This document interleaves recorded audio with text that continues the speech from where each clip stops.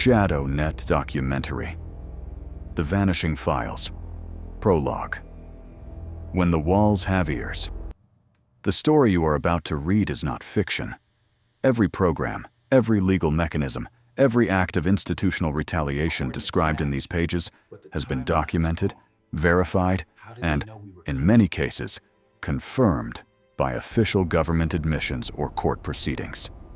The names of individuals have been replaced by composites to protect those who may still face legal jeopardy. The institutions, the surveillance programs, the legislative frameworks, and the historical timeline are real. Somewhere in the early hours of an autumn morning, a man we will call Analyst Marcus sat at his kitchen table in a modest suburb, not far from a major intelligence facility. He had worked for the most powerful signals intelligence agency in the world for more than 2 decades. He had received commendations. He had been trusted with the most sensitive communications intercepts on the planet. And now, at 53 years old, with a cup of cold coffee beside him and a stack of printed internal memos in his trembling hands, he was trying to decide whether to destroy everything or let the world see it. This is the story of how a vast, secret surveillance apparatus was built in the shadows of democratic governance. How a small group of insiders tried to warn the public about it, how they were silenced, threatened, and criminally prosecuted. And how, despite all of that, the truth eventually found its way out. It is a story about files that were not supposed to exist, about digital networks that were not supposed to be watching, and about the extraordinary human cost of knowing too much in an age when knowledge itself has become a national security threat. The question is not whether they are watching. The question is whether anyone is watching them. Documented testimony before a European Parliamentary Committee, 2014. This story matters to you. Subscribe to the ShadowNet documentary channel and activate the notification bell so you never miss a new investigation. Every week, we go deeper into the systems of power that operate just beyond public view. This work only continues because of you, because people who believe that the truth cannot be allowed to vanish keep watching, sharing, and asking questions. Subscribe, activate, stay informed. Part 1. The Architecture of Secrets. Chapter 1. The World Before the Flood, 1970s to 2001. To understand how the surveillance apparatus described in this documentary came to be built, you have to go back to a time before the internet, as the public knows it existed, to a time when the greatest intelligence agencies on Earth were still primarily concerned with foreign adversaries, or claimed to be. The story begins not with a single decision or a single program, but with a slow, incremental expansion of institutional power that most citizens never saw coming. The United States National Security Agency, the NSA, was for decades one of the most secretive organizations in the world. For most of its existence, why it operated under a blanket of official non-acknowledgement so thorough that insiders joked its initials stood for No Such Agency. Its budget was classified, its workforce was classified, its capabilities were classified, and yet it employed tens of thousands of people and consumed billions of dollars in taxpayer funding every year. It was the largest intelligence organization in the world, and the public knew almost nothing about it. The first significant public exposure of the NSA came in 1971, when a former agency analyst named Perry Fellwalk gave an interview to an alternative magazine revealing the existence of a global mass surveillance network.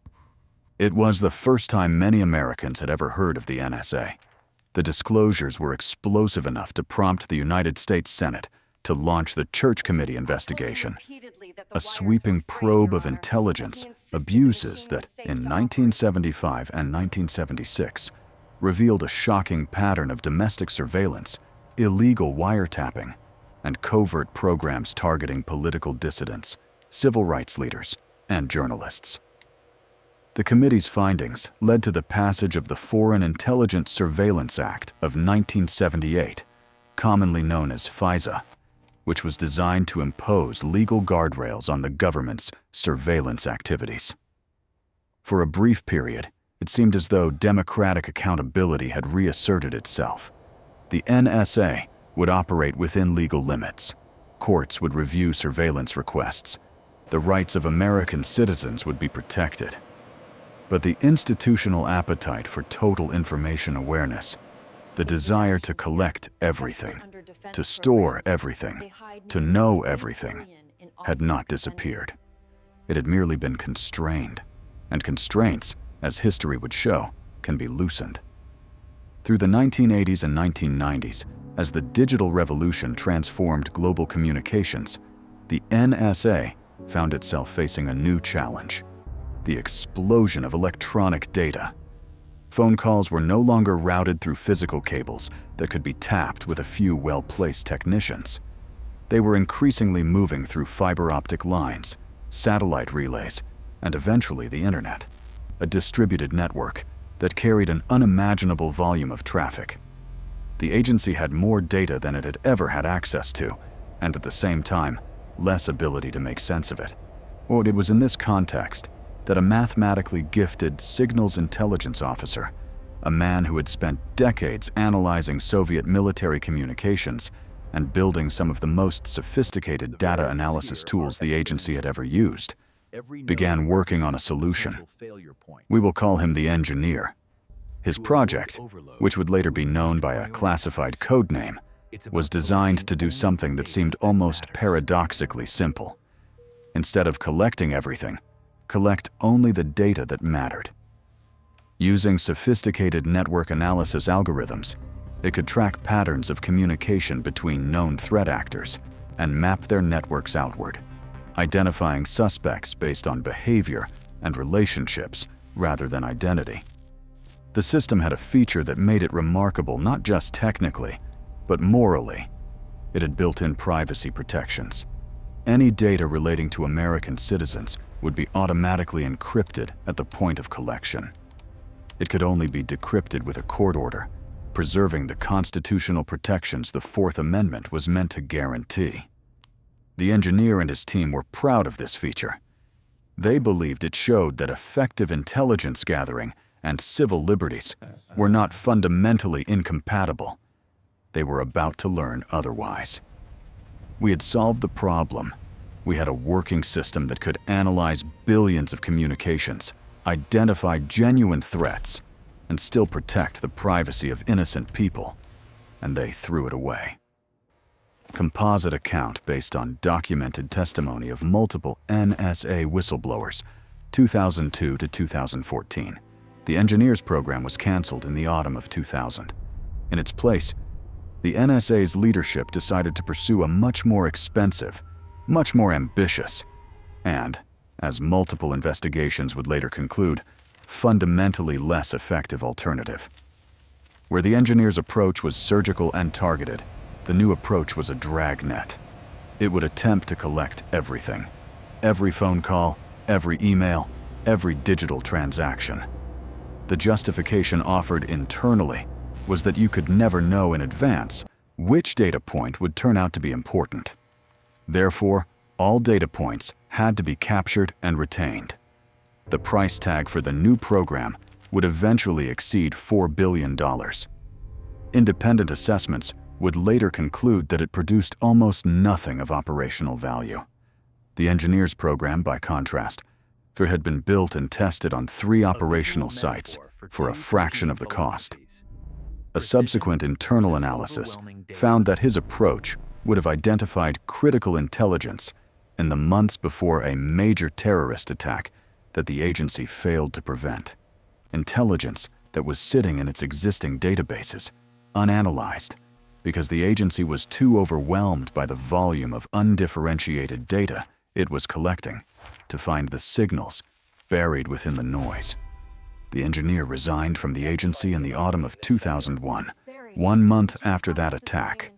He was furious, not just about the intelligence failure, but about what he saw as a deliberate institutional choice to abandon a legally and technically sound system in favor of one that was more expensive, less effective, and constitutionally dubious. And he and several colleagues who shared his concerns would spend the next decade trying to tell the truth about what they knew. And the agency, they would discover, had no intention of letting them. Chapter 2. The Turn. Surveillance Without Limits, 2001 to 2007. The terrorist attacks of September 11th, 2001 changed everything. Or rather, they provided the political and emotional conditions under which changes that had already been contemplated, changes that would have been deeply controversial in ordinary times, could be rushed through with minimal scrutiny. Within weeks of the attacks, the executive branch of the United States government began authorizing surveillance programs that went far beyond what the Foreign Intelligence Surveillance Act permitted. These programs operated in secret, with no congressional oversight, on no judicial review, and no public accountability. The most significant of these was a program known internally by the codename Stellar Wind, a program that had been authorized at the very highest levels of government, and was so sensitive that even some senior officials with top-secret clearances were not permitted to know it existed. Stellar Wind did not target foreign adversaries. It targeted the communications of ordinary American citizens. At its outset, according to documented accounts from intelligence officials who later came forward, it was recording more than 320 million phone calls every day. Every call. Not just calls involving people under suspicion. Every call.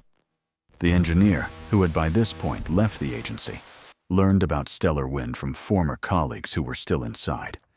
He recognized it immediately as a version of his own analytical system, but with the privacy protections stripped away. The part that encrypted American citizens' data, the part that required a court order to decrypt, the part that had been specifically designed to comply with the Fourth Amendment, all of that had been removed. What remained was the collection mechanism, now applied not to targeted suspects, but to the entire communications infrastructure of the United States. He and several colleagues who had worked with him on the original program decided to take action through official channels. In 2002, they filed a formal complaint with the Department of Defense Inspector General, alleging waste, fraud, and abuse in the management of intelligence programs, including the cancellation of the privacy protecting system in favor of a far more expensive and constitutionally problematic alternative. They also began making contact with staffers on congressional intelligence committees, attempting to warn legislators about what was happening inside the agency. The response from the government was silence, and then retaliation. The Inspector General investigation produced no meaningful results. Congressional staffers who received their concerns passed them up the chain without visible effect.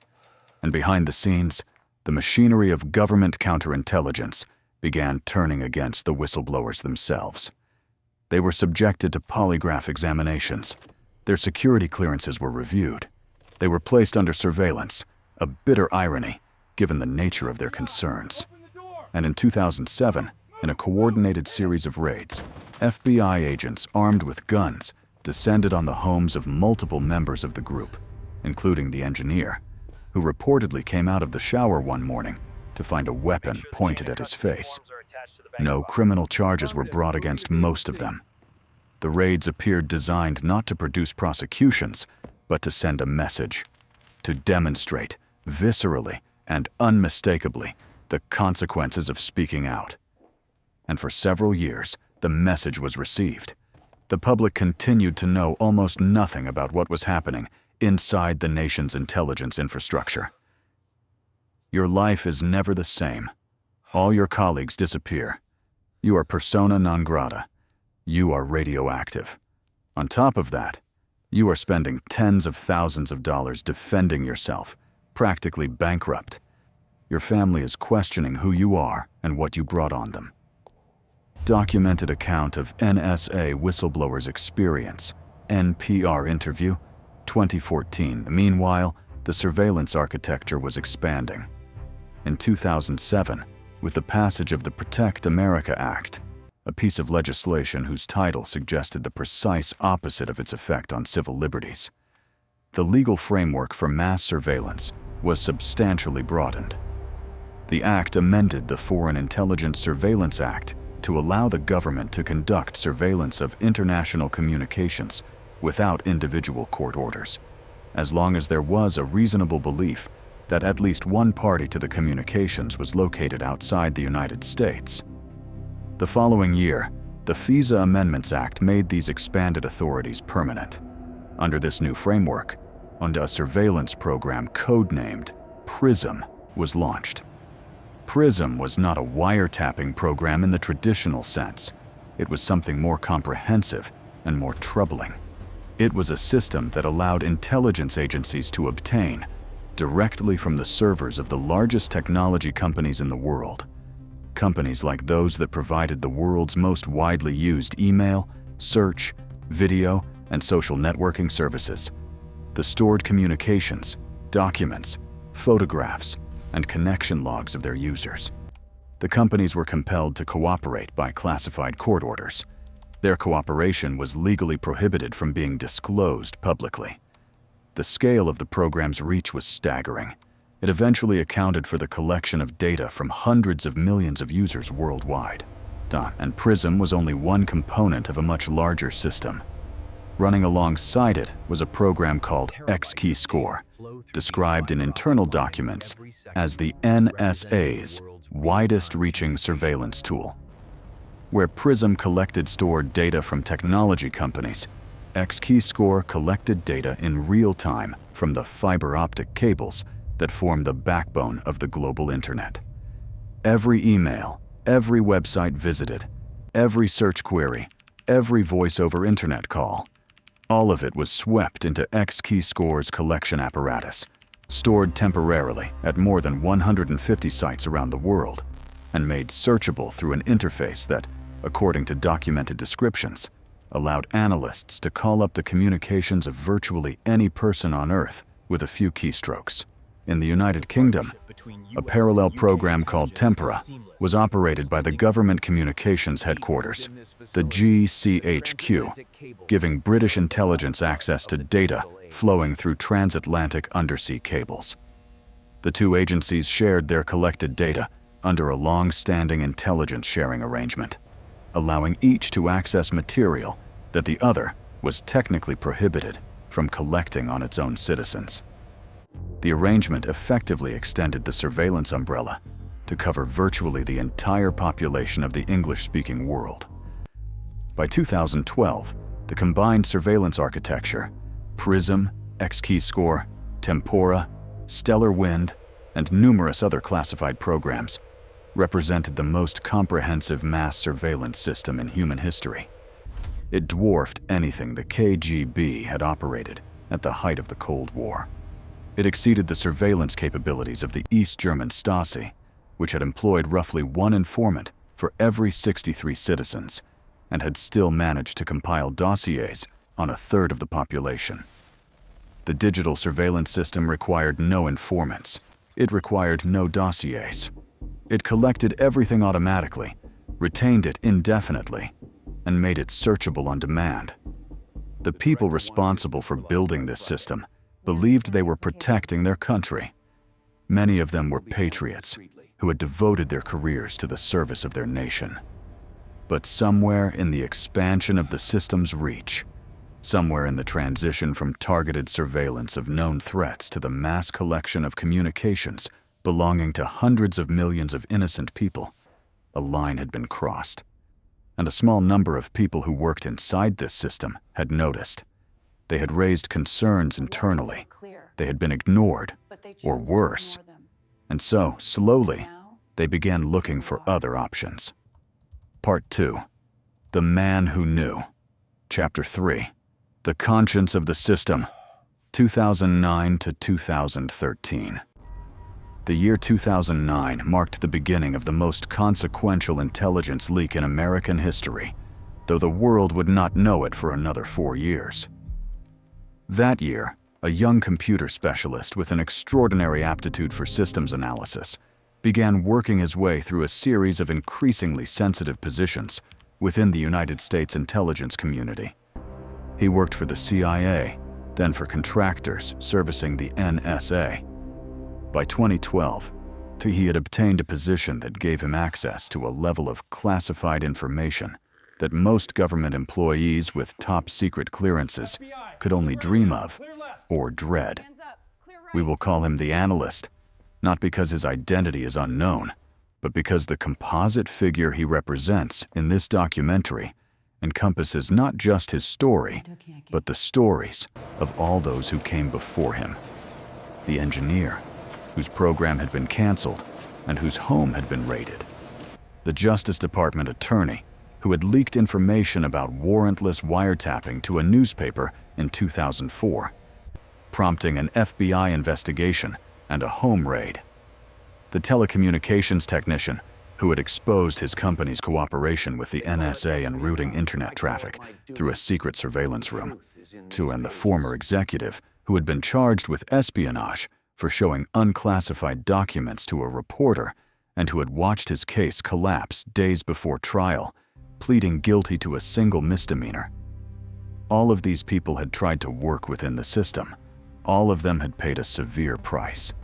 The analyst was watching, he was learning, and he was making a different calculation. The moment that crystallized the analyst's decision came in March 2013, when the Director of National Intelligence was asked, under oath by a United States senator, whether the NSA was collecting any type of data on millions of Americans. The director answered, not wittingly. It was, by any objective measure, a false statement. The director knew it was false. The senator who had asked the question knew it was false. The classified programs that collected the data of hundreds of millions of Americans every single day had been operating for years. And yet the director sat before Congress and said, under oath, that collection of this kind wasn't happening. The analyst had watched that testimony. He would later describe it as the moment he lost whatever remaining faith he had in the possibility of reform through official channels. If the Director of National Intelligence could lie to Congress without consequence, then the internal whistleblower mechanisms, the Inspector General offices, the congressional notification procedures, the classified complaints processes, were not safeguards against abuse. They were window dressing. They were, in practice, mechanisms for containing dissent and protecting the system from accountability. Over the following weeks and months, the analyst began methodically documenting the programs he had access to. He was meticulous and thorough. He documented not just the existence of the surveillance programs, but their legal authorities, their operational scope, their technical capabilities, and, critically, the gap between what officials were saying publicly about these programs and what they actually did.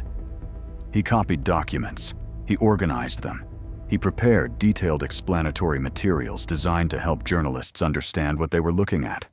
He also thought carefully about the journalists he would approach. He did not want to work with organizations that might be easily pressured by government officials into suppressing the story. He wanted people who would understand the technical complexity of what he was giving them, so who would verify the documents carefully before publishing, and who would protect his identity until he was ready to reveal it himself. He eventually made contact with a documentary filmmaker who had previously been placed on a government watch list for producing films critical of military operations, and with a journalist who had been writing about national security and civil liberties for years. The communications between the analyst and the journalists were conducted with extraordinary care. They used encrypted messaging systems, anonymous email accounts, and in-person meetings that were organized through elaborate operational security procedures. The analyst understood, better than almost anyone, what the surveillance system was capable of. He knew that his own communications were potentially accessible to the very agency he was working to expose. He moved carefully. He moved slowly. And in the late spring of 2013, in a hotel room in a city far from his workplace, he handed over a cache of documents that would change the global conversation about privacy, surveillance, and the relationship between democratic governments and their citizens. I had access to the full rosters of everyone working at the NSA, the entire intelligence community, and undercover assets around the world. If I had just wanted to damage the system, I could have. That's not what this was about. Composite account based on documented public statements of intelligence. Whistleblowers, the first stories based on the documents, were published in early June 2013 in a major British newspaper and in a major American newspaper simultaneously. The initial reports described a court order compelling a major telecommunications company to hand over the telephone records, including numbers, call durations, and location data, but not the content of calls of millions of its customers.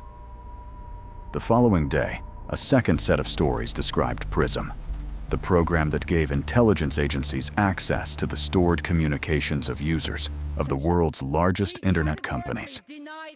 The reaction was immediate and overwhelming. The Director of National Intelligence rushed out a statement acknowledging the programs, but insisting they were lawful and essential. The President of the United States held a press conference defending the surveillance activities. Intelligence committee leaders from both major political parties appeared on television to assure the public that the programs were subject to rigorous oversight. Several of them suggested, in pointed terms, that whoever had leaked the documents was a traitor. The analyst, watching these statements from his hotel room, had already anticipated them. He had also anticipated something else, that despite all the official reassurances, the public reaction would not be merely shrugged acceptance. He was right. The stories ignited a firestorm that spread rapidly around the world. Civil liberties organizations filed lawsuits. Foreign governments lodged diplomatic protests.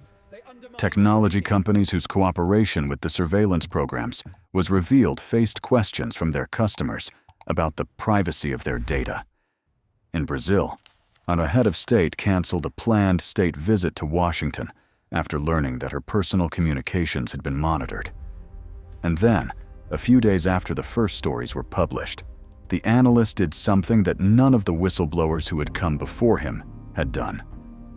He told a journalist where he was and allowed himself to be identified publicly, on camera, explaining his reasons. He said he was not trying to damage the country. He said he was not acting out of anger or disillusionment.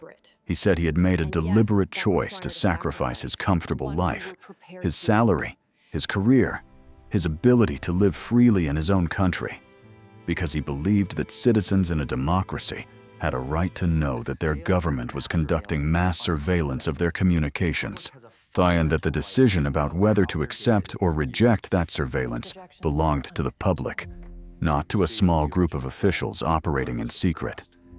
The government indicted him on charges under the Espionage Act, the same statute that had been used against spies who sold secrets to foreign adversaries. He was living abroad and could not be extradited.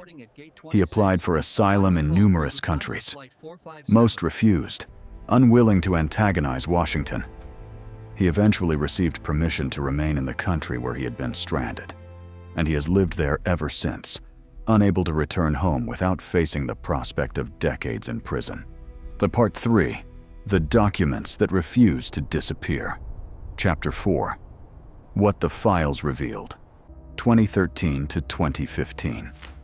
The publication of the classified documents was not a single event, but a process that unfolded over months and years. Each new release brought new revelations, deepened the picture of the surveillance apparatus, and generated fresh rounds of official denial, official confirmation, and official recalibration. The documents were not published all at once. The journalists who had received them made deliberate decisions about timing and sequencing, consulting with national security experts about potential operational risks before each publication. What emerged from the documents, piece by piece, was a picture that even many skeptics found difficult to accept in its totality. The X-Keyscore program, on details of which were published in the summer of 2013, turned out to be far more comprehensive than the initial public statements by intelligence officials had suggested. Internal training documents described the system as capable of allowing analysts to search through the content of emails, browser histories, chat records, and other internet communications, not merely metadata, but actual content, without requiring any form of prior authorization. An analyst who wanted to read someone's email simply had to enter a justification in a text box and click a button. The documents described the system as capable of collecting so much data that it filled its servers to capacity every 3 to 5 days. The scale of the collection architecture was almost incomprehensible. Internal documents described a network of more than 150 data collection sites around the world, positioned at telecommunications exchange points and military installations, continuously sweeping in internet traffic from the fiber optic cables that carry the world's communications. The data was stored in massive server farms, the largest of which was being constructed at enormous expense in the desert state of Utah. Independent technical experts who reviewed the documents estimated that the facility would have the capacity to store approximately 5 zettabytes of data, enough to record and retain every phone call made in the United States for the next century. The PRISM documents revealed that the program had been operating since 2007 and had obtained orders from the Foreign Intelligence Surveillance Court, compelling the cooperation of at least 9 major internet companies. These companies provided access to email, chat, video, photographs, stored documents, and connection logs. Officials from several of the companies publicly denied giving the government direct access to their servers, a characterization that was technically accurate in a narrow sense, but deeply misleading about the actual extent of the government's access to their users' data.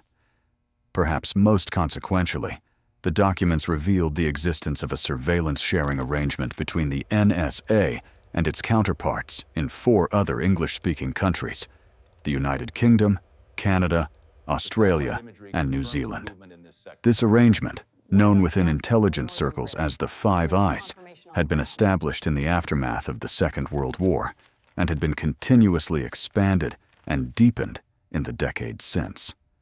Under this arrangement, each country's intelligence agency collected data about the communications of its own citizens and shared that data with the others. The arrangement meant that each country could potentially access surveillance data about its own citizens that it would have been legally prohibited from collecting directly, effectively outsourcing domestic surveillance to foreign allies. The documents also revealed the existence of a program targeting the communications of the heads of state and senior officials of friendly foreign nations. One internal report described how the surveillance system had been used to obtain the talking points of a senior United Nations official before a meeting with American political leadership. Another revealed monitoring of the personal communications of the leaders of close allied countries in Europe. These revelations caused diplomatic crises that took months to resolve. Several European governments summoned American ambassadors for formal protests. The European Parliament launched an investigation. The legal architecture underlying these programs was itself a subject of the documents. The Foreign Intelligence Surveillance Court, which was supposed to provide judicial oversight of intelligence surveillance, was revealed to operate in conditions that made meaningful oversight nearly impossible. Its proceedings were entirely secret, and its decisions were classified and could not be disclosed, even to members of Congress who were not on the intelligence committees. And by the time of the leaks, the court had evolved from an institution that reviewed individual surveillance warrants into one that issued sweeping interpretive rulings that gave legal sanction to programs of mass collection. Rulings whose existence the public had no way of knowing about. One documented instance was particularly striking. The court had issued a ruling interpreting the FISA statute to authorize the bulk collection of telephone metadata, call records, for the entire country. The statute in question authorized the collection of records that were relevant to a terrorism investigation. The court's classified ruling held that all call records were relevant to terrorism investigations because some of them might turn out to be relevant. Legal scholars who reviewed the ruling after it was declassified described it as a legal contortion that effectively read the relevance limitation out of the statute entirely. What we learned from the documents was not just that the surveillance was happening, but that the legal framework designed to prevent it had been hollowed out from the inside, converted from a check on executive power into a mechanism for legitimating it. Legal analysis, American Civil Liberties Union, 2013, Chapter 5. The Vanishing Files. When data disappears, the story of surveillance and whistleblowing is, at its heart, also a story about the fate of information itself, about the strange, undisturbing phenomenon that occurs when the same government that is collecting and retaining the private data of hundreds of millions of citizens is simultaneously removing, deleting, and making inaccessible the public records that democratic accountability requires. Even as the leaked documents were being analyzed and published around the world, a parallel process was unfolding inside American government institutions. Across multiple agencies, publicly accessible databases, historical records, research datasets, and government websites that had previously been available to journalists, researchers, and ordinary citizens began to quietly disappear. Scientific data was removed from environmental monitoring websites. Historical records were expunged from government databases. The websites of federal agencies were stripped of content that had been publicly available for years. Reports commissioned by Congress vanished from publicly accessible archives. The disappearance of government data was not random.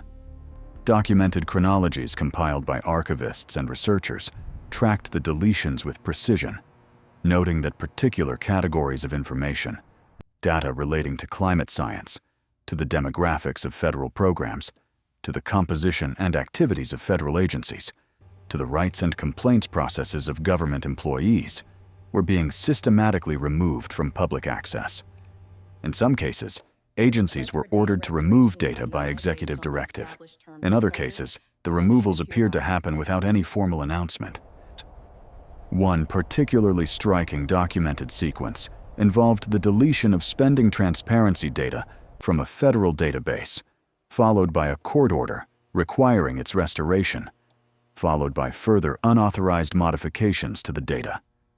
Another involved the removal of historical records from the public web presence of a federal agency after an executive order eliminated the agency itself, a move that threatened to erase not just the agency's ongoing work, but decades of institutional memory and public reporting.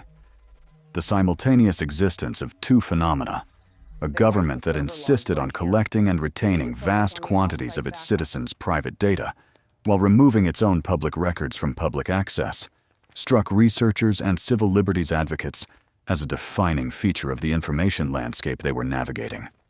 The surveillance apparatus was built on the premise that more data, retained longer, made the country safer. The removal of public government data operated on the opposite premise, that less transparency, less accountability, and less institutional memory protected those in power.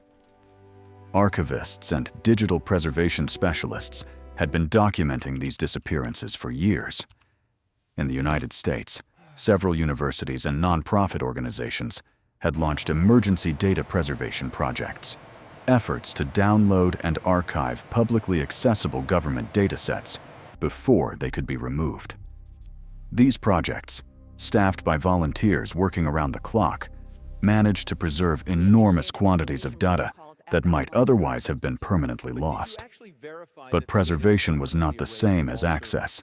A government data that had once been freely available, searchable online, downloadable, usable by anyone with an internet connection, now existed only in private archives, accessible only to those who knew it had been saved, knew who had saved it, and knew how to request access to it.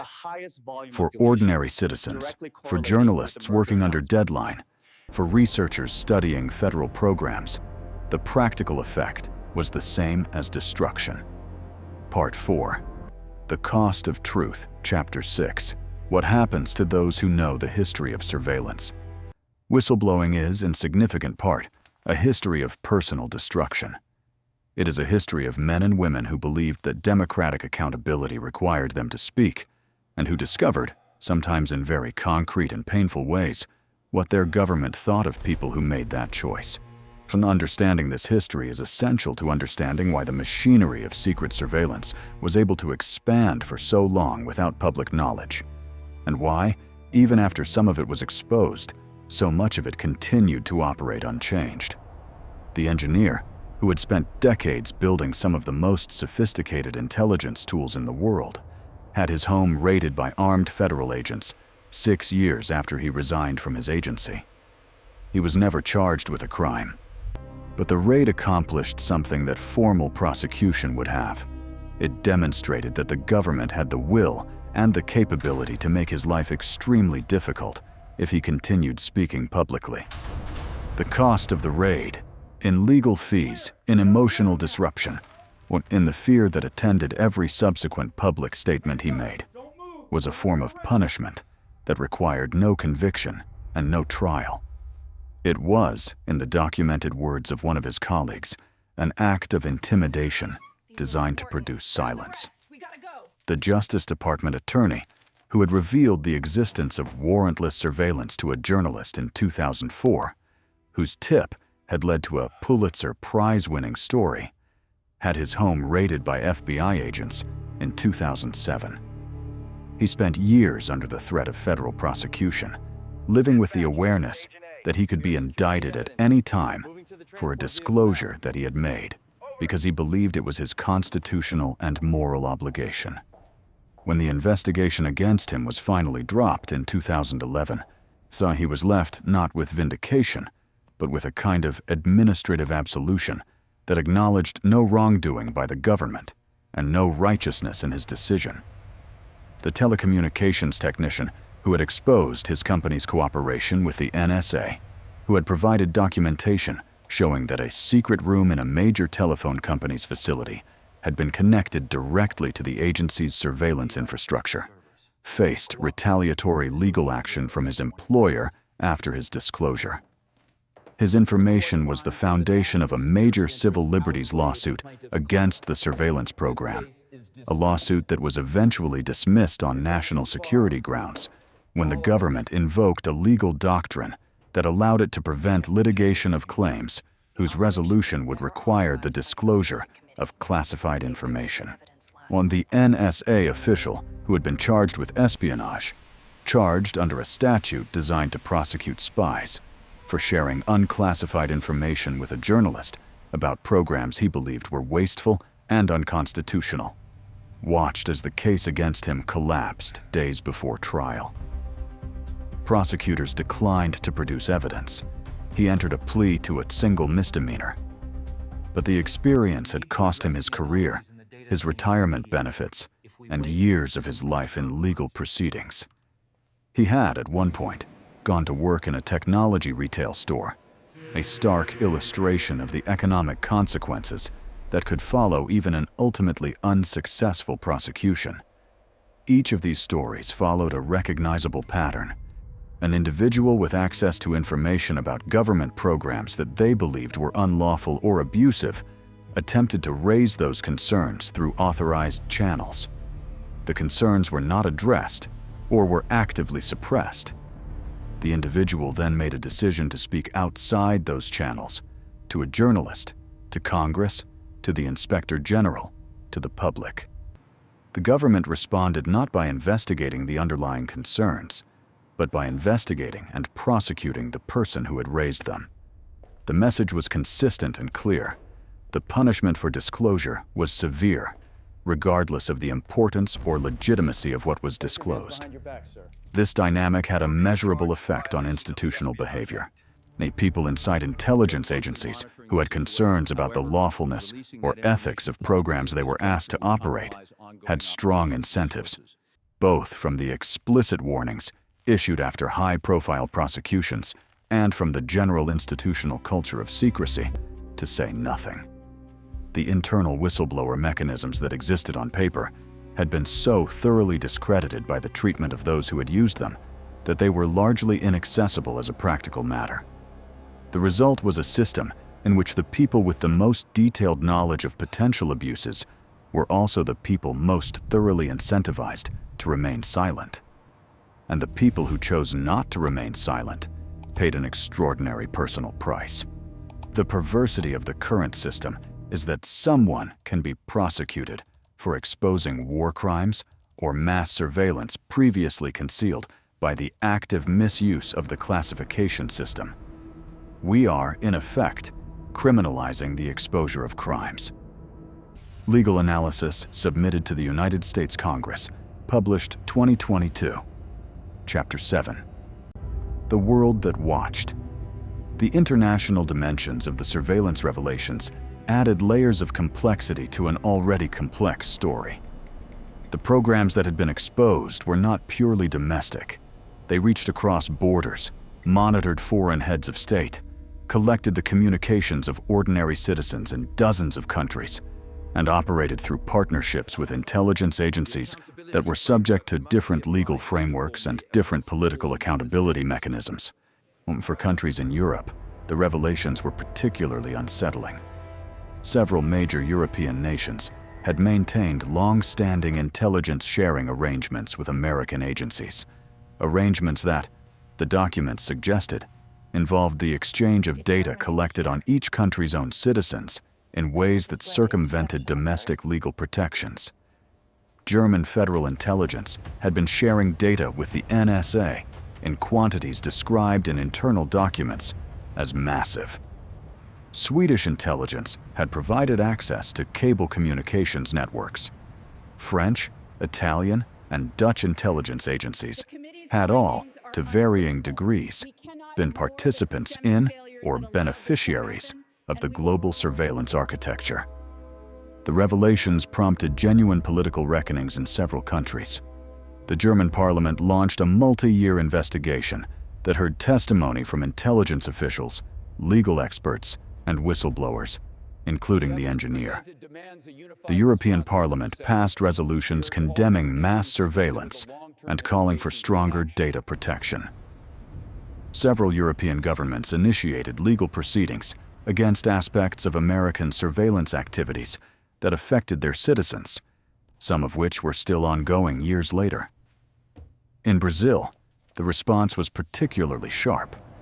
Revelations that the NSA had monitored the personal communications of the country's president, including emails and phone calls, and had conducted surveillance of the national oil company's communications networks, prompted a state visit cancellation, a formal address to the United Nations General Assembly demanding accountability, and a major legislative initiative to establish stricter protections for the personal data of Brazilian citizens and to require that data generated by Brazilians about Brazilians be stored on Brazilian servers.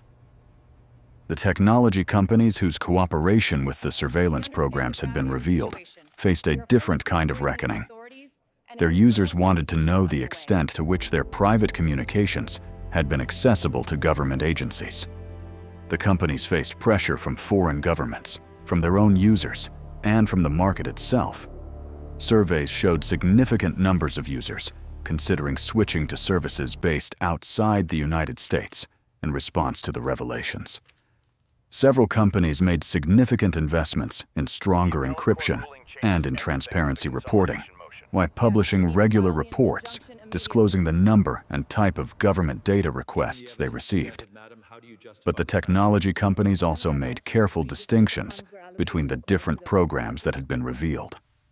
Some disclosures they confirmed and accepted as accurately describing the extent of their cooperation. Others they contested, insisting that their cooperation was narrower than what the documents suggested. The truth, in many cases, lay somewhere in the ambiguity between official denials and classified documentation, a gap that could not be bridged without the disclosure of additional classified information that neither the companies nor the government were willing to provide. Civil society organizations around the world used the revelations as the foundation for a sustained campaign for legal reform. Lawsuits were filed in multiple jurisdictions. Parliamentary investigations were launched. United Nations special rapporteurs issued reports. The United Nations Human Rights Council passed a resolution affirming that the right to privacy applied online as well as offline. International privacy advocacy organizations developed technical tools, encrypted messaging applications, virtual private networks, privacy-protecting web browsers that made meaningful encryption accessible to ordinary users for the first time. Part 5. Reform, Resistance, and What Remains. Chapter 8. The Partial Accounting, 2014 to 2018. In the aftermath of the surveillance revelations, significant pressure built for legal and institutional reform. The President of the United States established a review group that produced a detailed report recommending substantial changes to the legal framework governing surveillance. The report, which was itself leaked before it could be selectively summarized by the government, contained 46 recommendations, many of which acknowledged, in careful bureaucratic language, the validity of the civil liberties concerns that the whistleblowers had been raising for years. In 2015, Congress passed the USA Freedom Act, which imposed new limits on the bulk collection of telephone metadata. The program, whose existence had been one of the most shocking revelations of the initial document releases. The new law ended the NSA's ability to collect all domestic call records in bulk, replacing it with a system in which the records remained with the telecommunications companies and could be queried by the NSA only in response to specific identifiers under court supervision. It was a genuine reform, and advocates celebrated it as such, but it left the broader surveillance architecture, PRISM, X-Keyscore, the upstream collection programs, almost entirely intact. The Foreign Intelligence Surveillance Court continued to operate in near total secrecy. The bulk of its opinions remained classified. The legal interpretations it had developed, the ones that had stretched the statutory language of surveillance authorities far beyond what Congress had evidently intended, remained in effect. Independent oversight mechanisms that had been proposed, for including a privacy advocate who would be permitted to participate in FISA court proceedings to argue for the rights of those subjected to surveillance, were established in limited form, but proved difficult to make effective within a framework that was fundamentally designed for secrecy. In 2018, Congress reauthorized Section 702 of the FISA Amendments Act, the provision that authorized PRISM and the upstream collection programs, with only modest reforms. Civil liberties advocates who had campaigned for meaningful changes to the statute, including requirements for warrants before querying the collected data for information about Americans, were largely unsuccessful. The surveillance apparatus that the leaked documents had exposed continued to operate. The legal authorities that sustained it were renewed. The X-Keyscore program was the subject of a 5-year investigation by the Privacy and Civil Liberties Oversight Board, an independent government watchdog. The board's investigation, which concluded in late 2021, produced findings that concerned one of its members, enough that she issued a separate statement, noting that the program continued to operate with minimal judicial oversight, despite its potential to capture communications of American citizens.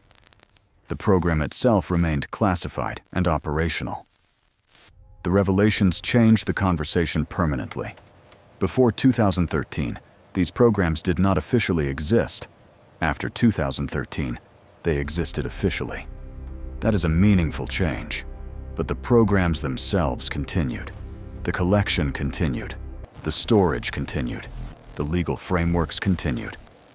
The change was in what the public knew, not in what the system did.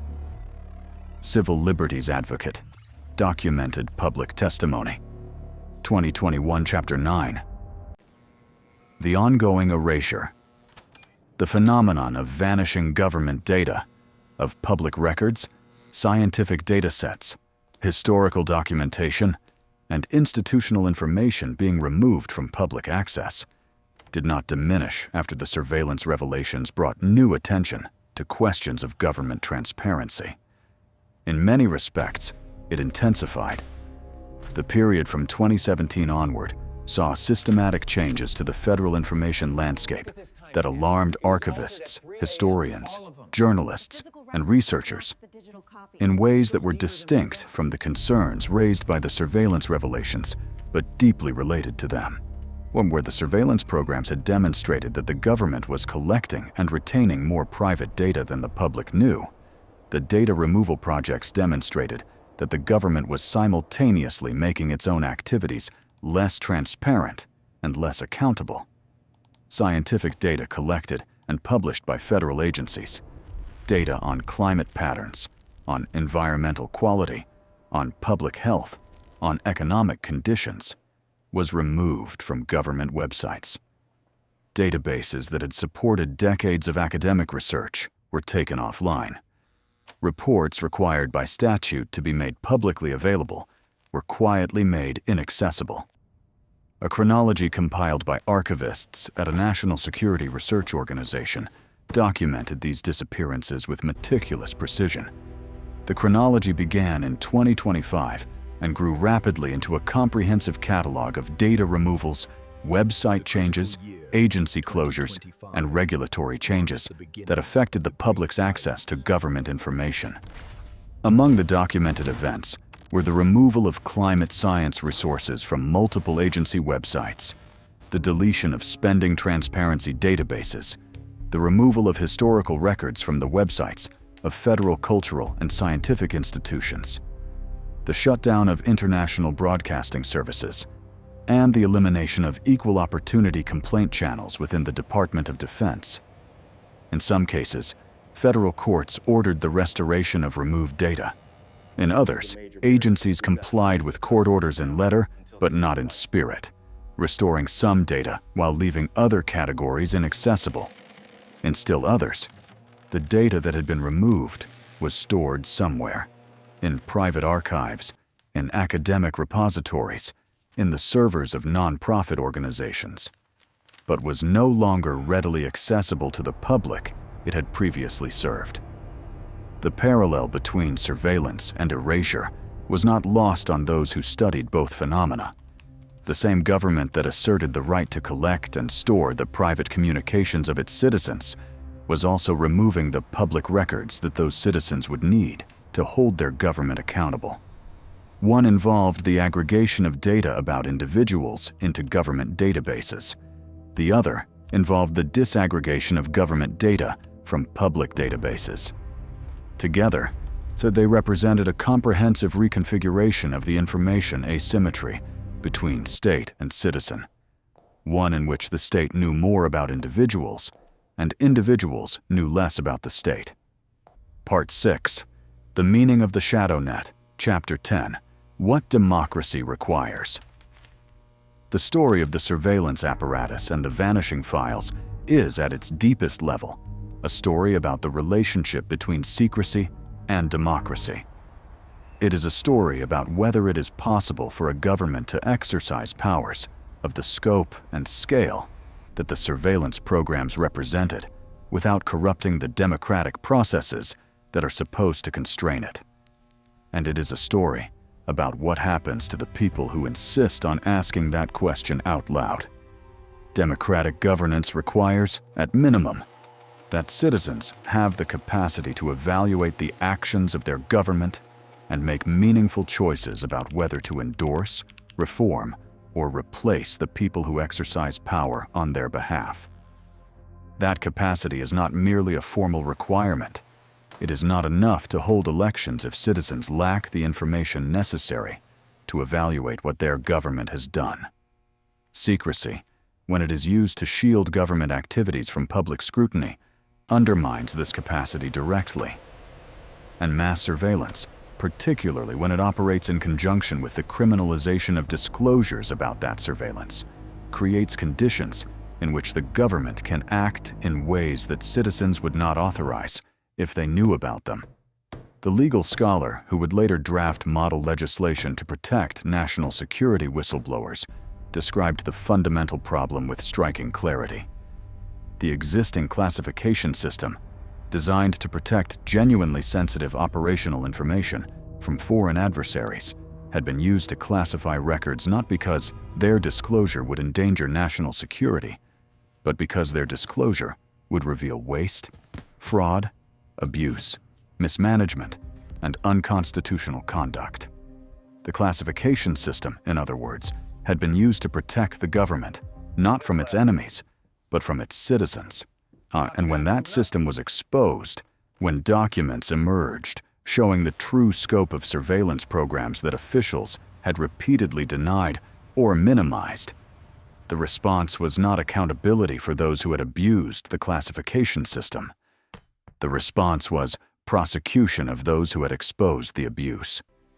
The architects of the surveillance programs were not charged with the constitutional violations their programs had entailed. The Director of National Intelligence, who had lied under oath to Congress, was not prosecuted for perjury. The officials who had authorized surveillance programs later found to be illegal were not held accountable.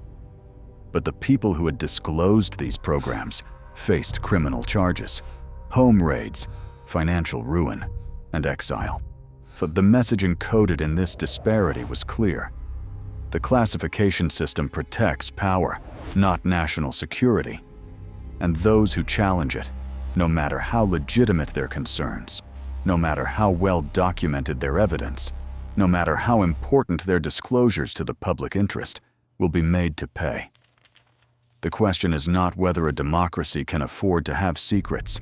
It can, and it must. The question is whether a democracy can survive having a secret government within the government, one that operates without the knowledge or consent of the citizens it is supposed to serve. Documented testimony before the European Parliament's Committee on Civil Liberties to 2014, Chapter 11. The Inheritance. The surveillance architecture that was built in the years after 2001 and exposed in the years after 2013 did not simply disappear when it was revealed. The legal authorities that sustained it were renewed by Congress. The technical infrastructure was maintained and, in many respects, expanded. The agencies that operated the programs continued to operate them. The culture of secrecy that had made mass surveillance possible persisted, and the people who had exposed it continued to live with the consequences of that choice. The engineer, now elderly, continued to speak publicly about what he had seen and what he believed the surveillance apparatus had become. He described it, in documented interviews, so as a form of infrastructure for totalitarianism, not totalitarianism as it had existed in the 20th century, with its physical apparatus of informants and secret police and camps, but a new and more efficient form, one in which comprehensive data about every person's communications, movements, associations, and beliefs was retained indefinitely, available for retrieval at any moment by those who controlled the system. He did not believe that the people who had built the system intended to use it this way. But he had seen, in his own career, how institutions could be corrupted, and he believed that any system capable of total surveillance was eventually a system that would produce total control. The analyst, living in exile, continued to engage in public conversations about privacy, surveillance, and the responsibility of those who work within institutions that violate the trust of those they are supposed to serve. He described himself in one documented interview as neither a hero nor a traitor, but as a citizen who had made a choice that he believed the situation required, a choice whose consequences he had calculated as fully as he could and accepted as necessary. He expressed hope that the legal frameworks he had helped expose would be reformed in ways that made his sacrifice meaningful. He acknowledged that he could not know whether they would be. The journalists and filmmakers who had worked with the whistleblowers continued their work, producing further investigations, further documentaries, further exposés of institutional power and its abuses. One of the journalists won a Pulitzer Prize for the surveillance reporting. The filmmaker, who had been placed on a government watch list for her previous work, won an Academy Award for the documentary she produced about the analyst's disclosures. The surveillance, the retaliatory watch listing, the detention at borders that had been imposed on her dozens of times over a period of years. None of it had stopped her from doing her work. That, perhaps, is the most important thing to say about the story of the surveillance apparatus and the vanishing files. The people who tried to silence those who knew, who authorized the raids, the prosecutions, the watch listings, the financial devastation, did not succeed in silencing them. The files that were supposed to vanish did not all vanish. The story that was supposed to remain secret did not remain secret. Truth, as history has shown repeatedly, is harder to destroy than those who fear it imagine. Epilogue. What the shadow net teaches us. The story documented in these pages is not finished. The legal proceedings continue.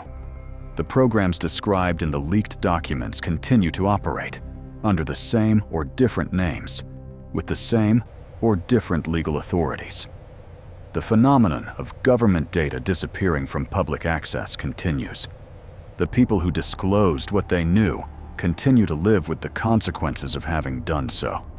And new people, in new positions, with new access to new information, continue to face the same choices that the engineer and the Justice Department attorney and the telecommunications technician and the NSA official and the analyst all faced. What the shadow net teaches us is not simply that governments collect data. Governments have always collected information, and some of that collection is genuinely necessary for the exercise of legitimate governmental functions. What the shadow net teaches us is that collection at the scale and scope documented in the leaked materials transforms the relationship between government and citizen in ways that are incompatible with democratic governance. When a government can access, at will, the content of any person's communications without meaningful judicial oversight, when it can use that access to monitor political dissidents, journalists, and critics, when it can use the threat of that access to deter people from speaking, organizing, and challenging power, then something essential to democracy has been lost. What the shadow net also teaches us is that the people who expose these systems, the whistleblowers, the journalists, the lawyers, the archivists who preserve the data that was meant to disappear, are performing a function that democracies require. They are, at enormous personal cost, providing citizens with the information those citizens need to hold their government accountable. And the systems that are built to silence them, the classification system, the Espionage Act, the culture of institutional retaliation, are systems that protect not national security, but the power of those who benefit from secrecy. The question that the shadow net ultimately poses to every democratic society is whether citizens, given what they now know, will insist on the reforms necessary to restore meaningful oversight over the surveillance apparatus, or whether they will, through inaction or indifference, and ratify the system that was built without their knowledge or consent. That question is not answered by documents, however revealing. It is not answered by whistleblowers, however courageous. It is answered, ultimately, by the people in whose name all of this was supposedly done. The files have not all vanished. Some of them, at least, you have now read.